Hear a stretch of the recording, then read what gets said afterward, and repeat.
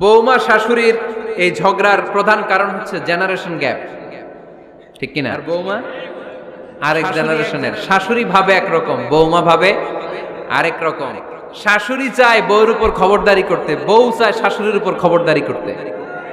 এই ডমিনেটিং এর কারণে কিলাকিলি আছে না নাই? আহা, এটা ঠিক না। আমার শাশুড়ি মায়েরা যারা আছেন, প্রথমে শাশুড়ি দিয়ে শুরু করি। শাশুড়ি মাদেরকে বলবো, বউদের উপর অত্যাচার করবেন না। ছেলেরে প্রশ্ন করে, তোর কাছে তোর বউ বড় না আমি বড়? আছে না নাই? এটা একটা প্রশ্ন হইল। তোর বউ বড় না আমি বড়? দুইজনেই বড়। তো এক ছেলে সুন্দর উত্তর দিছে, আমার কাছে ভালো লাগছে উত্তরটা শুনে। এক মা প্রশ্ন করছে, তোর এতদিন আমি লালন পালন করে বড় করলাম, জীবন যৌবন তোর জন্য শেষ করলাম, আজকে বউ পাইয়া বউ তোর আপন হয়ে গেল? এবার ছেলে উত্তর দিছে, মা, আমার মুখ থেকে মা ডাক শোনার জন্য তুমি কি কষ্টটাই না করছো জীবনে। 10 মাস আমারে পেটে ধারণ করলা, খাইতে পারো নাই, বমি করছো, খালি ওষুধ খাইছো, তোমার পেট কেটে আমারে বের করা হয়েছে, 2 বছর আমারে দুধ খাওয়াইছো, পেশাব পায়খানা পরিষ্কার করেছো। বয়স যখন 3-4 তখন তোমার আমি মা ডাকছি, এই মা ডাকটা শোনার জন্য তুমি এত কষ্ট করছো। আর আরেকবারের মাইয়া এই ঘরে আইসাই তোমার মা ডাকা শুরু করছে। যেই মেয়েটা তোমারে মা ডাকে সে আমার আপন হবে না কেন মা? ঠিক কিনা? এই মা ডাক শোনার জন্য তুমি এত কষ্ট করলা, আমার লালন পালন করলা, 10 মাস পেটে ধরলা, পেশাব পায়খানা পরিষ্কার করলা, এরপরে মা ডাক শুনতে পারছো। আর আরেকবারের মেয়ে জানা নাই চিনা নাই এসেই তোমার ডাকা শুরু করছে মা। তো যে আমার মারে মা ডাকে তার স্থান তো আমার কলিজায়, ঠিক কিনা? শাশুড়ি আম্মারা যারা আছেন, প্লিজ বৌমাদেরকে কষ্ট দিয়েন না। অনেক শাশুড়ি আছে পান থেকে চুন খসলে রেগে যায়, পদে পদে স্ত্রীর ভুল ধরে, বউয়ের ভুল ধরে, আছে না নাই? এটা করবেন না। সে তো নতুন, আপনার অনেক এক্সপিরিয়েন্স হতে তার সময় লাগবে, তাকে সময় দিন, তাকে ভালোবাসুন, ঠিক কিনা? না বুঝে সামান্যতে বৌমারে বদদোয়া দেয়, এরকম আছে না নাই? কিন্তু বুঝতে চায় না, বৌমারে যদি বদদোয়া দেয় তাহলে তার নিজ ছেলের পরিবারের ক্ষতি। পেটে ধরা যে ছেলে, ছেলের পরিবারের কিন্তু ক্ষতি, তার আপন নাতি নাতনিদেরই ক্ষতি। আওয়াজ করে বলেন ঠিক কিনা?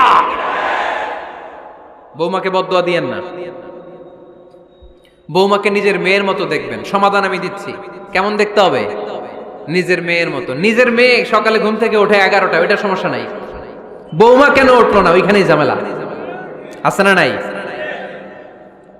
মেহেরবানি করে আপনার বৌমাকে আপনার নিজের মেয়ের মতো দেখেন। নিজের মেয়েরে যেমনি আদর করেন তাকেও অমনি আদর করেন। আপনার বৌমারে যদি আপনি কষ্ট দেন, মনে রাখবেন আপনার নিজের মেয়েটাও আরেকবারের বউ হয়ে কয়েকদিন পরে যাবে। আপনি যা যা করবেন আপনার মেয়েকেও তারা ওই রকম কষ্ট দিয়ে বাড়িতে ফিরিয়ে দিবে। চিল্লায় বলেন ঠিক কিনা? খবরদার, টিট ফর ট্যাট। ইট্টি মারলে পাটকেলটি খেতে হয়। এজন্য শাশুড়ি আম্মা জানারা যারা আছেন, বৌমার সাথে খারাপ আচরণ করবেন না মেহেরবানি করে। তাকে আপনি কষ্ট দিলে আপনার নিজের মেয়েটাও আরেক বাড়ির বৌমা হবে, সেও ওই বাড়িতে এই কষ্টগুলো ভোগ করবে। এগুলো যখন আপনি শুনবেন তখন আপনার চোখ দিয়ে পানি পড়বে কি পড়বে না? পড়বে। এবার আসেন বৌমার কথা বলি।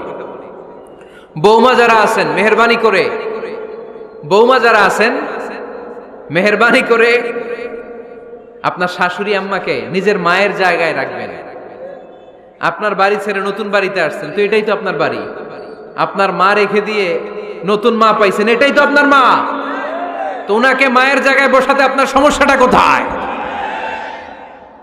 বৌমারা খেয়াল রাখবেন, আপনি আপনার শাশুড়ির সাথে যে আচরণটা করতেছেন, আপনার শেষ বয়সে আপনার ছেলের বিয়ে দেওয়ার পরে যে বৌমাটা আসবে ওই আচরণই আপনাকে ফিরিয়ে দিবে।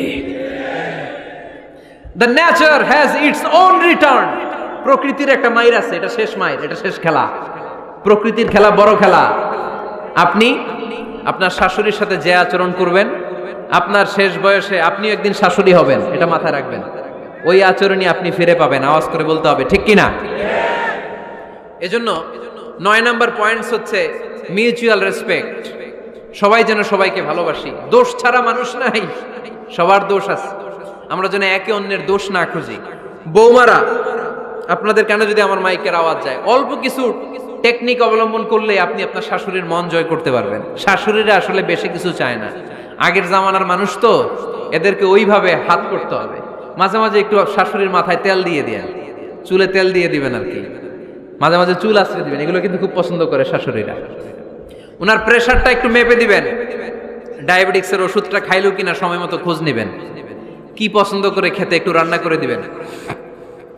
যেই বক্তার ওয়াজ শুনতে পছন্দ করে ওই বক্তার ওয়াজগুলো ডাউনলোড করে শাশুড়ি আম্মাকে দিবেন, ইসলামী বই দিবেন। দেখবেন বয়স্ক নারীরা মাহফিল যেতে খুব পছন্দ করে, ওয়াজ শুনতে খুব পছন্দ করে, নবীদের কাহিনীগুলো শুনতে পছন্দ করে।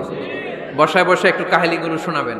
বাইরে বেরোলে জিজ্ঞেস করেন, আম্মা আপনার কিছু লাগবে কিনা। আর একটা টিপস আছে, চুল যখন আশ্রাবেন আর শাশুড়ির মাথায় যখন তেল দিয়ে দিবেন তখন অতীতের কথা জিজ্ঞেস করেন, দেখবেন অতীতের স্মৃতিতে হারিয়ে গিয়েছে আপনার শাশুড়ি।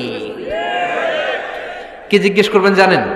জিজ্ঞেস করবেন, আম্মা জান মুক্তিযুদ্ধের সময় আপনার বয়স কত ছিল?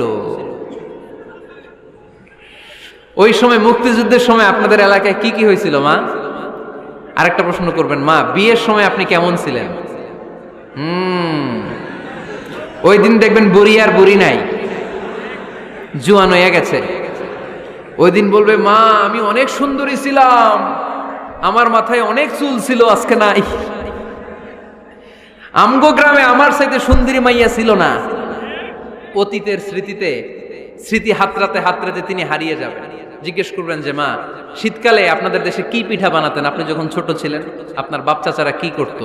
এগুলো জিজ্ঞেস করলে উনি স্মৃতির পাতা হাতরাতে হাতরাতে চোখ দিয়ে দাঁড় দাঁড় করে ওনার পানি ঝরতে শুরু করবে। আপনার জায়গায়, ওনার হৃদয়ের মনি কোঠায় এমন জায়গায় পৌঁছবে, আপনার ছাড়া উনি কিছুই বুঝবে না। বৌমারা এই অল্প কিছু টিপস অবলম্বন করে আপনারা আপনাদের শাশুড়ির মনকে জয় করতে পারেন। শাশুড়ি বৌমার দ্বন্দ্ব আমরা চাই না, আমরা চাই শাশুড়ি বৌমাকে নিজের মেয়ের মতো জানো, আর বৌমা শাশুড়িকে আপন মায়ের মতো ভালোবাসুক, ঠিক কিনা? এই মিউচুয়াল রেসপেক্টই পারে শাশুড়ি বৌমার দ্বন্দ্বকে দূর করতে আর ঘরটারে শান্তির টুকরা বানাতে। আওয়াজ করে বলেন ঠিক কিনা? কয়টা গেল? আর আছে কয়টা? দোয়া করবেন একে অপরের জন্য। দোয়া, সাইয়েদনা ইব্রাহিম ফ্যামিলির জন্য দোয়া করতেন, রব্বি জাআলনি মুকিমাস সালাতি ওয়া মিন যুররিয়াতি রব্বানা ওয়া তাকাব্বাল দুআ। ও আল্লাহ, আপনি আমার নামাজ কায়েমকারী বানান, আমার কলিজার টুকরা সন্তান ইসমাইলকেও নামাজ কায়েমকারী বানান, আমার দোয়াটা আপনার দরবারে আপনি কবুল করে নেন। সুবহানাল্লাহ পড়েন। রব্বানা ইন্নী আসকানতু মিন যুররিয়াতি বিওয়াদিন গায়রি যী যারইন ইনদা বাইতিকাল মুহাররাম। ও আল্লাহ, আমার সন্তান সন্ততি, আমার ফ্যামিলিকে ধুধু মরুপ্রান্তর এই উপত্যকার মধ্যে তোমার কাবা ঘরের সামনে রেখে গেলাম, তাদেরকে তুমি নামাজ কায়েমকারী বানিয়ে দিও। গোটা বিশ্বের সব মানুষের অন্তর আমার ফ্যামিলির দিকে আল্লাহ তুমি ঝুঁকিয়ে দিও। ওয়ারযুকহুম মিনাস সামারাত, ফলমূল দিয়ে আল্লাহ তুমি তাদেরকে রিজিকের ব্যবস্থা করে দিও। তার মানে সব নবীরা তাদের পরিবারের সদস্যদের জন্য দোয়া করতেন কি করতেন না? আবার কোরআন আমাদেরকে শিখালো, রব্বানা হাব লানা মিন আজওয়াজিনা ওয়া মিন যুররিয়াতিনা কুররাতা আ'য়ুন ওয়াজআলনা লিল মুত্তাকিনা ইমামা। ও আল্লাহ, এমন নেককার সন্তান, এমন নেককার স্ত্রী আপনি আমাকে দান করেন যাদের দিকে তাকালে আমার চোখ দুইটা ঠান্ডা হয়ে যায়। চক্ষু শীতলকারী স্ত্রী দেন। বিয়ে যাদের হয় নাই, ইয়াং ছেলেরা এই দোয়াটা করবা। বিয়ের জন্য দোয়ার দরকার আছে না নাই? প্রতিদিন এই দোয়া করবা, আল্লাহ এমন স্ত্রী দেন, এমন জীবন সঙ্গিনী আপনি আমাকে দেন, এমন লাইফ পার্টনার দেন যার দিকে তাকালে আমার চোখ জুড়িয়ে যায়। এমন সন্তান আল্লাহ আপনি আমার ফ্যামিলিতে দেন যাদের দিকে তাকালে আমার চোখ দুইটা ঠান্ডা হয়ে যায়। নেককার সন্তান, নেককার স্ত্রী আল্লাহর কাছে দোয়া করে চেয়ে নিতে হয়। তাহলে ফ্যামিলি মেম্বার একে অপরের জন্য দোয়ার দরকার আছে না নাই? বাবা দোয়া করবে ছেলের জন্য, ছেলে করবে বাবার জন্য, মা দোয়া করবে মেয়ের জন্য, মেয়ে করবে মায়ের জন্য, ভাই করবে বোনের জন্য, বোন করবে ভাইয়ের জন্য। দোয়ার দরকার আছে না নাই? দোয়া করবেন সবাই সবার জন্য। এই যে কোরআনের বঙ্গানুবাদ পাওয়া যায় না এখন, কথা বলেন। স্মার্টফোন আছে কার কার দেখি? হ্যাঁ, কারা কারা স্মার্ট দেখি? হাজার হাজার স্মার্ট, মাশাআল্লাহ। এই স্মার্টফোনের ভেতরে আল কোরআন নামে বাংলায় কোরআনের একটা অ্যাপস পাওয়া যায়। কথা বলেন, পাওয়া যায় কি যায় না? আজকে থেকে এই অ্যাপসটা ডাউনলোড করে প্রতিদিন 1 আয়াত 2 আয়াত 3 আয়াত করে পড়া শুরু করে দেন। বাঁচতে হলে পড়তে হবে, বাঁচতে হলে জানতে হবে, ঠিক কি না? এই স্লোগান আমাদেরকে শিখায়। এই স্লোগান তো আল্লাহ, এই স্লোগান দিয়েই তো আল্লাহ কোরআন শুরু করছে, ইকরা বিসমি রাব্বিকাল্লাযী খালাক। বাঁচতে হলে জানতে হবে, বাঁচতে হলে পড়তে হবে, পড়ার কোনো বিকল্প নাই। আওয়াজ করে বলেন ঠিক কি না? সুজানগরের ভাইয়েরা, মোবাইলের অ্যাপসের ভিতরে আমরা কোরআন রাখতে রাজি আছি তো সবাই? হাদিসের অ্যাপস ডাউনলোড করতে রাজি আছি তো? বাস রাজি আছি, ডাউনলোড করে রাইখা দেবো, আর কেউ পড়বো না নাকি? হ্যাঁ, প্রতিদিন একটা আয়াত হলেও যেন আমরা পড়ি।